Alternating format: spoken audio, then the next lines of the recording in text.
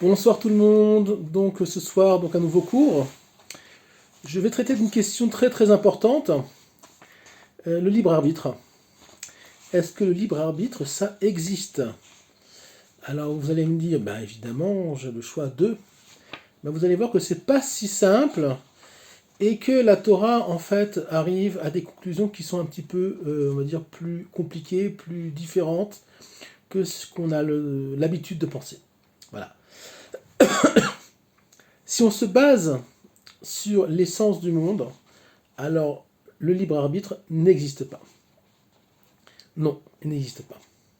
Si on se base sur l'extériorité du monde, à savoir le monde du sensoriel, le monde qu'on vit actuellement, le monde dont on a conscience, alors oui, effectivement, il y a un libre arbitre, mais vous allez voir qu'il est très illusoire et très très limité. Dans le cadre de la vie matérielle, on a oui une impression qu'on peut choisir. Effectivement, je peux me lever le matin, me brosser les dents, pas me brosser les dents. Je peux me prendre ma voiture pour aller travailler ou prendre mon vélo, évidemment. Ce monde est appelé dans la Torah Laïla. Vous allez comprendre pourquoi. Je vais d'abord passer par une demi-introduction qui aura l'air apparemment de ne pas avoir de rapport avec le cours, mais en fait vous allez voir que c'est très très lié. Donc je viens de dire que ce monde s'appelle Laïla. Laïla, ça veut dire tout simplement la nuit. Le monde dans lequel nous on vit, le monde du sensoriel, le monde des 7 jours de la création, s'appelle Laïla, entre autres. Pourquoi il s'appelle Laïla? Parce que tout simplement, pour le moment, nous ne vivons pas encore la connexion à Dieu de façon dévoilée. Donc tant que Dieu n'est pas dévoilé dans le monde de façon complète, nous sommes en route, mais ce n'est pas encore ça. Nous ne voyons pas et nous ne comprenons pas le monde tel qu'il est réellement.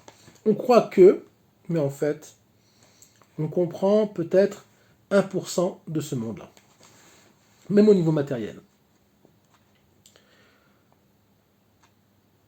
D'ailleurs, quand on parle de jour dans le narratif biblique, on commencera toujours par la nuit, puisqu'on dit Vayei Erev, Vayei Boker. Il y a eu la nuit, et après il y a eu le jour. Donc un jour, on sait très bien que Shabbat, par exemple, rentre le vendredi soir, pas le samedi matin. Donc on voit bien que le Shabbat commence, si on peut dire, la veille. Mais ce n'est pas la veille, puisque le jour, au niveau biblique, le jour biblique commence par la nuit. Donc, le jour va s'appuyer sur la nuit. Il y a d'abord la nuit, et après le jour va se construire par rapport à cette nuit-là, puisque le soleil va se lever tout doucement, il va amener de la lumière, donc le jour va apparaître, et on va enfin pouvoir voir à peu près clair, en tout cas on croit. L'un a besoin de l'autre évidemment, et l'un ne va pas sans l'autre, puisqu'on ne peut pas comparer une chose sans son contraire. C'est pour ça que la Torah commence par le Bet de Bereshit. Elle commence par la lettre Bet, qui est en numérologie le numéro 2, à savoir le monde a été créé suivant une chose et son contraire. Donc le bien et le mal, c'est aussi un des facteurs, parce que la nuit est comparée au mal et le jour au bien. Donc on voit bien que le bien et le mal sont dépendants l'un de l'autre. Le Ramchal, le Rabbi Moshe Chaim Luzzatto, qui a vécu il y a à peu près 300 ans, dit même que le mal est le support du bien. Pourquoi je parle de ça? Car dans le libre arbitre, il y a évidemment une vraie question qu'on doit se poser, c'est a-t-on le choix? A-t-on vraiment le choix? Est-ce que le choix, il est réel? Je ne vous parle pas de manger une banane ou une poire au petit déjeuner, et encore. Mais plutôt, on parle d'un choix essentiel qui est entre le bien et le mal. Est-ce que je vais faire l'effort de plonger ma main dans ma poche pour donner la tzedaka, ou je vais dire, bah, c'est pas grave, tout à l'heure, demain. Ou est-ce que je vais faire la mitzvah quand elle va se présenter à moi, entre autres. Est-ce que je vais crier avec mes enfants s'ils n'ont pas fait ce qu'ils doivent faire, ranger leur chambre par exemple, ou est-ce que je vais leur expliquer de façon plus calme, plus posée, où je suis. Toute cette vie, c'est se positionner par rapport à des comportements et, on va dire, et un bien et un mal qui est à chaque fois un peu dépendant de la religion de chacun, de la culture de chacun, de la philosophie de vie que vous avez. Mais nous, on va plutôt comprendre ce que la Torah, puisque je m'adresse à un public juif, même s'il y a beaucoup de non-juifs qui me regardent, je sais, on va plutôt s'intéresser à ce que la Torah dit. Quand on dit que l'homme a été créé à l'image de Dieu, l'image de Dieu tout simplement veut dire Betselem, on dit en hébreu, qui ne veut pas dire l'image, vraiment, mais quand on dit que l'homme a été créé à l'image de Dieu, ça veut dire tout simplement qu'il a été créé avec un libre arbitre. Du moins, c'est une illusion, mais vous allez comprendre, c'est une illusion nécessaire pour vivre dans un monde de l'extériorité, encadré par 6 jours plus 1, et on va dire le monde matériel qui est en lui-même extrêmement limité. Le vrai libre arbitre est indépendant de toute raison. C'est un enseignement très important. Le vrai libre arbitre est indépendant de toute raison. Je vais m'expliquer. Si je me lève le matin et que je suis un bon petit juif, je dois faire ma prière, mettre mes téphilines. Si je mets mes téphilines, pourquoi je les mets? Donc il y a forcément une raison pour laquelle je mets mes téphilines. Je crois en Dieu. Je crois en sa Torah. Si je décide de prendre ma voiture ou pas pour aller travailler, j'ai aussi mes raisons. Tout ce qu'on fera sera attaché à une raison. Même si parfois les raisons ne sont pas spécialement vitales et importantes. Mais il y a toujours une raison. Donc le libre arbitre, dans ce monde, reste extrêmement influencé et limité.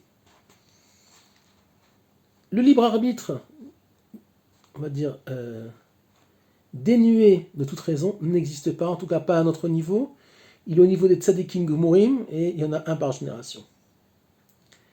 Donc, on n'y est pas. En tout cas, moi, j'y suis pas. Ce libre arbitre,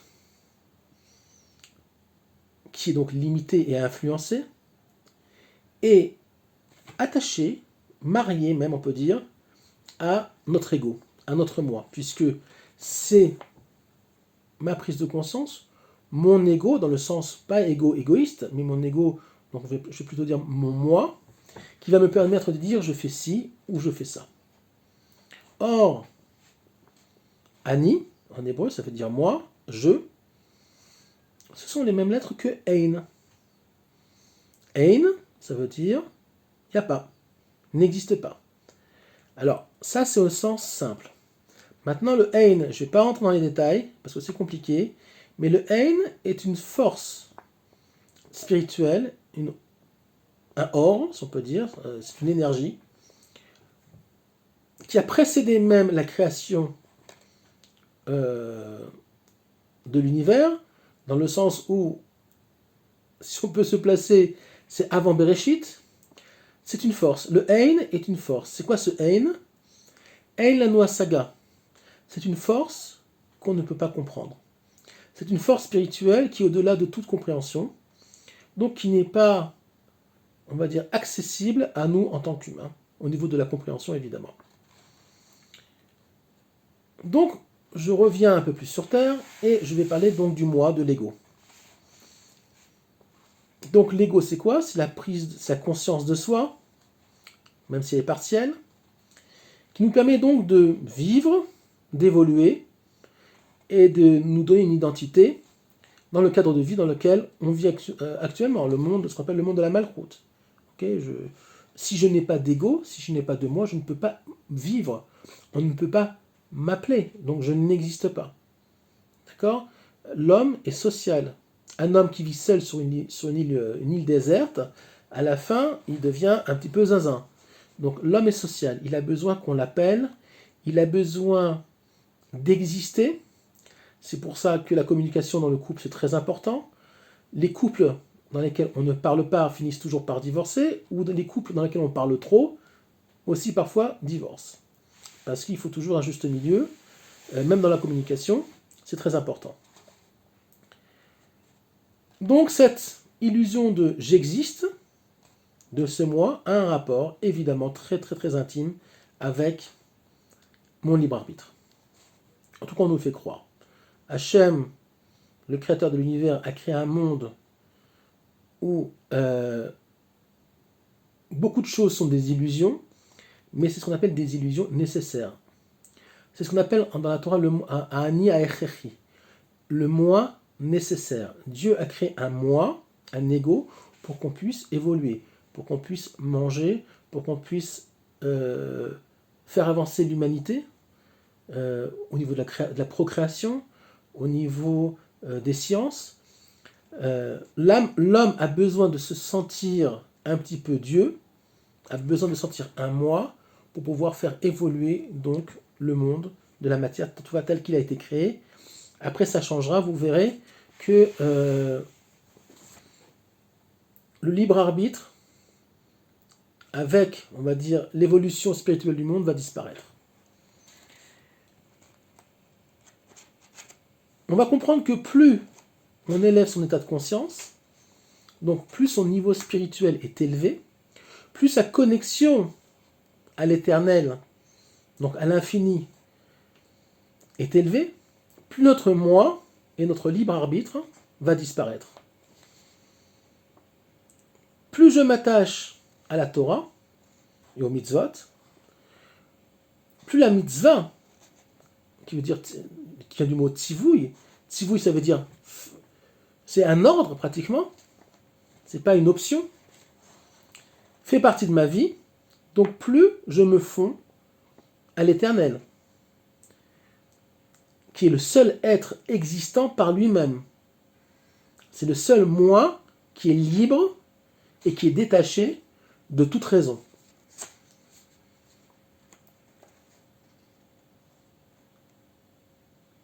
Est-ce que un juif, c'est un béni oui-oui, qui dit oui à tout, qui fait tout sans comprendre et qui ne réfléchit pas? Non.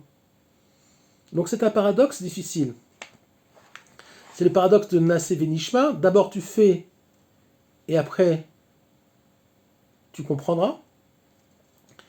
Le sage en Torah n'est pas un imbécile.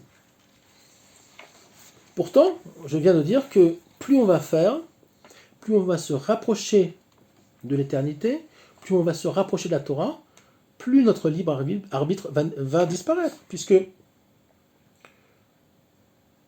on nous impose, si on peut dire, beaucoup de choses. Comment on se lève le matin, comment on prie, comment on mange, les bénédictions avant le repas, les bénédictions après le repas, comment on fait Shabbat, comment on fait Yom Kippour, comment on fait toute notre vie, comment on fait la guerre, comment on parle à ses parents, comment on élève ses enfants, comment on donne de l'argent à quelqu'un qui a subi des dégâts par un tiers. La Torah règle, la halacha, donc la loi juive, règle tous les paramètres de la vie. Donc c'est pour ça que dans le judaïsme, il n'y a pas de séparation de ce qu'on appelle l'Église et l'État. À savoir qu'il n'y a pas de séparation entre le spirituel et, on va dire, la vie courante. C'est pour ça que Dieu, dans la Torah, dit vous devez mettre en place des tribunaux, des policiers et créer des encadrements pour ce monde, sinon l'homme se perd. Pourquoi? Parce que si il n'y a pas de cadre, on sait très bien que le moi et le libre arbitre de l'homme engendrerait des catastrophes. On l'a vu par exemple pour la génération du déluge, où on est arrivé à tout et n'importe quoi parce que il n'avait pas encore mis en place, on va dire, des encadrements suffisants pour leur vie terrestre. C'était devenu l'anarchie. Il était de bon ton de piquer la femme du voisin, de tuer, de voler. On est arrivé donc à un chaos total et donc une destruction partielle, en tout cas, oui partielle, puisque la terre d'Israël n'a pas été détruite d'après la tradition, une destruction partielle du monde, donc de prédiluvien, c'est-à-dire le monde d'avant le déluge.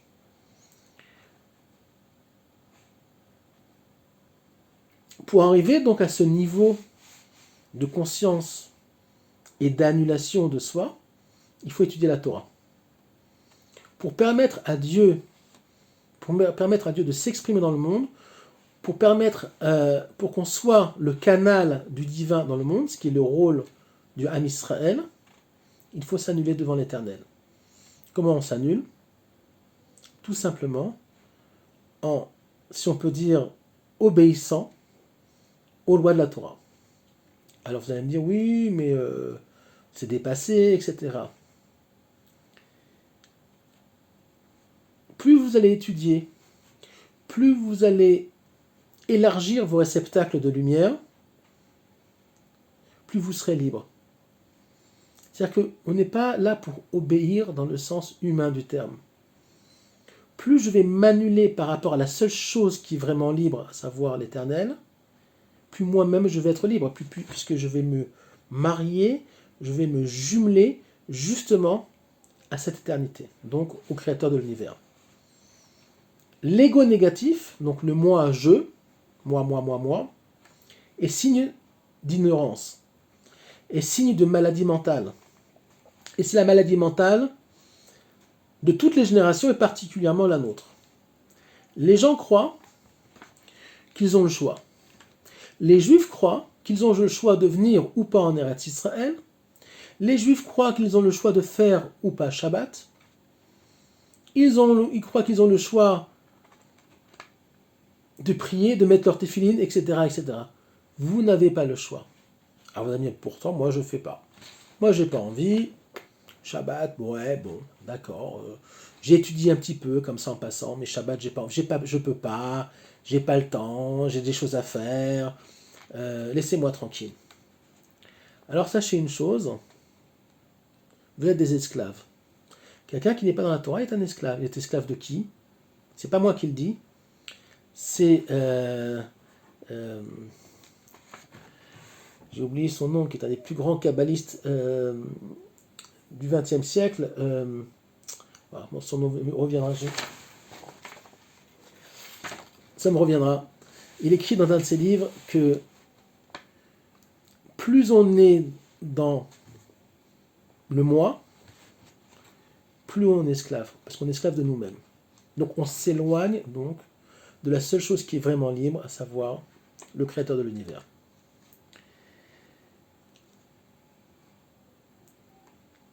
L'homme oublie qu'il est né malgré lui, il oublie qu'il va mourir malgré lui, et qu'il devra rendre des comptes. Et qu'il reviendra dans ce monde-là jusqu'à ce qu'il fasse son travail, et s'il ne le fait pas, à la fin des temps, il se relèvera à la résurrection des morts, et son âme sera annulée, comme dit le Ramchal dans son livre Derech Hashem, les voies de Dieu. À la fin des temps, tout le monde se lèvera à Triamat Hametim, mais il y a des âmes qui seront supprimées. Pourquoi? Parce que c'est comme, vous savez, comme un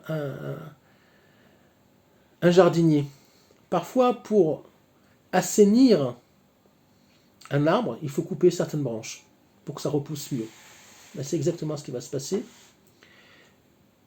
Et je dis, c'est pas moi qui le dis, c'est le Ramchal, qui est un des plus grands kabbalistes de tous les temps, qui vous dit, à Triamat Hametim, toutes les âmes, tout le monde va se lever, si on peut dire, c'est une image, non mais c'est Ça va se passer aussi, il faut comprendre ce que ça veut dire dans le contexte, on verra comment ça se passera.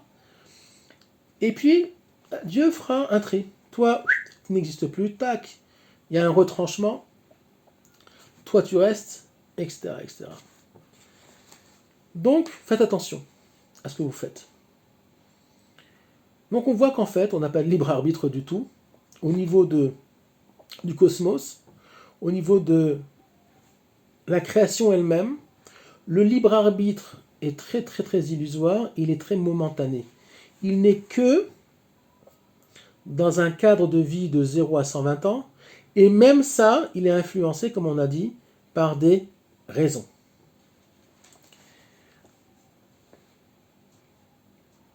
Comment s'appelle l'endroit où on vit? Il s'appelle Eretz. Eretz Israël, Eretz, c'est la terre. C'est quoi Eretz? À l'envers, ce sont les lettres de Tsar Aleph.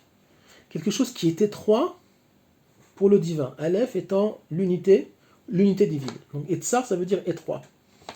Donc ce monde est étroit pour le divin. Ça veut dire quoi?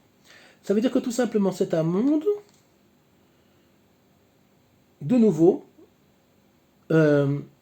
qui symbolise, si on peut dire, le monde des limites. Donc, de nouveau, nous avons la preuve que notre libre arbitre et notre moi, qui est attaché à notre libre arbitre, est limité dans le cadre de Eretz, dans le cadre de ce monde d'en bas. Et que la vraie liberté, elle appartient justement à ceux qui ont compris, par la connaissance, par l'étude, que c'est celle de l'homme qui est détaché de ses pulsions animales, de ses pulsions d'ego, qui a compris que la seule fusion avec le créateur de l'univers, par le biais de la Torah, la vraie je parle, pas de la religion uniquement, de la vraie Torah, ok, pas une Torah, une religion cache-misère, pas une Torah cache-misère, parce qu'il y en a beaucoup, pour qui la Torah c'est un cache-misère, donc ils se cachent sous leur chapeau, on ne parle pas de cela, on parle de gens qui sont vraiment honnêtes dans leur relation à Dieu. Ça ne veut pas dire que vous ne tombez pas, ça ne veut pas dire que vous êtes des hommes parfaits et des tzadikim, non, mais au moins vos intentions sont propres. Dieu nous a donné un outil qui nous permet une fois par semaine d'être des hommes libres, c'est le Shabbat. Et vous allez voir comme c'est en rapport avec le cours, puisque le Shabbat c'est quoi? C'est tu fais pas ci, tu fais pas ça, tu fais comme ça, tu fais comme ci, tu fais comme ça. Et il y a beaucoup de ne fais pas un Shabbat. Pourquoi? Parce que justement, nous sommes dans un monde de limites, et à partir du moment où tu te déconnectes du monde des limites, alors seulement à ce niveau-là, tu deviens un homme libre. Si vous dites non, mais le Shabbat, je suis obligé de faire les lessives parce qu'en semaine, j'ai pas le temps, ça veut dire que tu es esclave de ta maison, tu es esclave de tes lessives. Eh bien, tu fais oui tes lessives en semaine, le dimanche, le vendredi, quand tu veux. Mais un jour par semaine, garde-le toi pour toi. Libère-toi. Tu ne cuisines pas. Tu es avec ta femme, tu es avec tes enfants, tu es avec ton mari. Tu prends le temps de lire, le temps d'étudier, le temps de communiquer. Tu te libères de ton portable, de ta télé si tu en as une. Et là, tu deviens un homme libre. Donc, ne regarde pas la télé, c'est pas une interdiction. Ne regarde pas ton portable, c'est pas une interdiction. C'est tout simplement, sois un homme libre. Libère-toi. Tu as toute la semaine pour le faire. Au moins une fois par semaine, libère-toi. Positionne-toi entre ce monde-là et le monde du 8, puisque le monde est suivant le 6, le 7 et le 8. Les 6 jours de la semaine, le 7e jour qui est le Shabbat, et le 8e qui est donc l'infini, même en mathématiques, le 8 inversé, on sait que c'est l'infini. Donc le Shabbat est le canal, et on va dire, est l'intermédiaire entre le monde du 6 et le monde du 8. Celui qui fait Shabbat vraiment le sait très bien, et il sait tous les bonheurs, tous les plaisirs, toute la liberté qu'est un vrai Shabbat. Le monde de la matière, c'est le monde de Pharaon. Et le monde de Pharaon, Dieu nous a demandé d'en sortir. Et il nous a sortis du monde de Pharaon. On est sortis d'Égypte. Ok? C'est pour ça aussi que lors du Kiddush, le vendredi soir, on dit Zecher l'Yetziat Mitzrayim. On se rappelle de la sortie d'Égypte. Pourquoi? Parce que le Shabbat est, entre autres, 25 heures de liberté dans la semaine, où nous ne sommes plus influencés par même nos choix, puisqu'on nous impose, si on peut dire, un cadre de vie à Shabbat, qui est particulier à Shabbat, les lois de Shabbat. Donc, par le fait de nous imposer certaines choses, en fait, on nous impose d'être libre. Voilà. Donc, ce petit cours, ce mini-cours, j'espère qu'il a été, on va dire, clair. C'est pas évident. J'espère qu'il vous a fait comprendre que le libre arbitre est très très très limité et qu'en fait, même si on a une sorte de libre arbitre dans ce monde-là, dans notre vie, il est extrêmement encadré par une vie de 120 ans, par donc la vie et la mort, puisqu'on ne nous demande pas quand on nous a pas demandé notre avis de nous envoyer ici. On ne va pas nous demander quand est-ce que tu veux partir de ce monde-là. D'accord? À 120 ans pour tout le monde, j'espère, et en bonne santé, comme on dit. Mais vous voyez bien que nous ne vivons pas un monde vraiment, on va dire, libre au niveau de son extériorité. Et c'est à nous, justement, par les outils spirituels que Dieu a donnés par la Torah, de se libérer momentanément, entre autres par le Shabbat, mais pas que, aussi par l'étude de la Torah, aussi par un cadre de vie qui nous apprend à nous libérer de nos mauvais penchants. Et ça, c'est la vraie liberté, et c'est ça qui va nous permettre donc de nous connecter à l'Éternel, qui est le seul, on peut dire, être, si on peut dire comme ça, que Dieu me pardonne, être libre qui existe. Nous ne sommes pas des êtres libres, il n'y a que lui qui est libre réellement de ses choix. Et nous ne sommes que, on va dire, des canaux qui vont lui permettre de s'exprimer dans ce monde-là. C'est un autre cours. C'est un cours sur le moi, un cours sur l'existence. Qu'est-ce qu'on est venu faire dans ce monde-là? Voilà, ça sera un autre cours plus tard. Je vous souhaite pour le moment une bonne soirée. J'ai fait exprès de faire un cours pas trop long pour qu'il soit plus facile à voir parce que les gens n'ont pas toujours 1 heure à consacrer à un cours. Voilà. Erev Tov.